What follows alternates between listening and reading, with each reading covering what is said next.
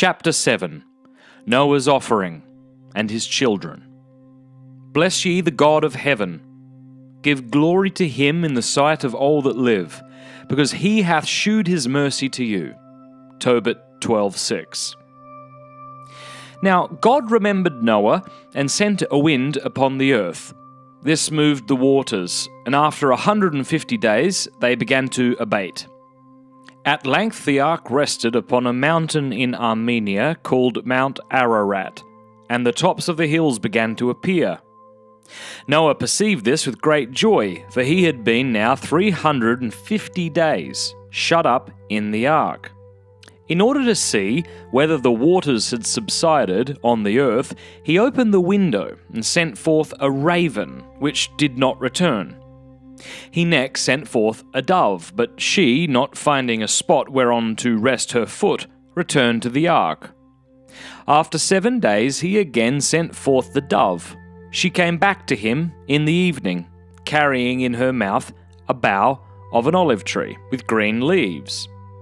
Noah therefore understood that the waters had abated from off the face of the earth. He stayed in the ark yet another 7 days, and he sent forth the dove again, which did not return to him. God then said to Noah, "Go out of the ark." So Noah went out of the ark with his wife, his sons, and their wives, together with all the living creatures which he had placed in it. Filled with gratitude towards the Lord, who had so wonderfully preserved him, he built an altar to the Lord and offered on it a sacrifice of clean animals. The sacrifice of Noah was pleasing to the Lord. He blessed Noah and his sons and said to them, "Increase and multiply and fill the earth." God made a covenant with Noah that he would never again destroy the earth with water. The rainbow, which we see in the clouds, is the sign of this covenant between God and the earth. The sons of Noah were Ham, Shem, and Japheth. Now Noah began to cultivate the earth. He planted a vineyard, and drinking of the wine he fell asleep, and was uncovered in his tent. Shem, seeing his father in this condition, spoke of it in a jesting way to his brothers.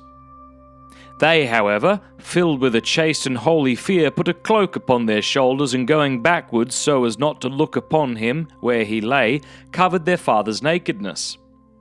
And Noah, awakening and hearing what had happened, said, "Cursed be Shem, a servant of servants shall he be unto his brethren." But he blessed Ham and Japheth. Children should learn from this example, not to mock or ridicule their parents. Questions. How long was it before the waters began to abate? Where did the ark rest? What did Noah send from the ark to see if the waters had subsided? Did the raven return? What did Noah then send forth?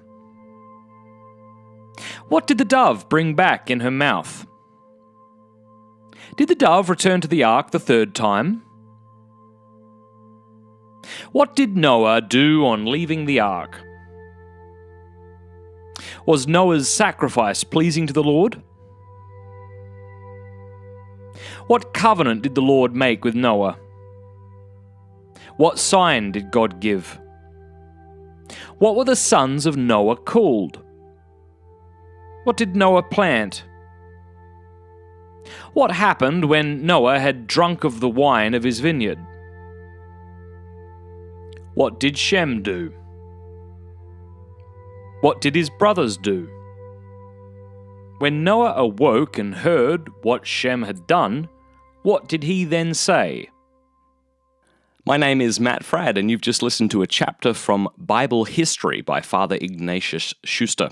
Bible History contains 182 chapters, which through this podcast I plan on turning into 182 episodes so that you can familiarize yourself with sacred scripture. Please leave us a review on iTunes and visit patreon.com/mattfradd if you'd like to support me.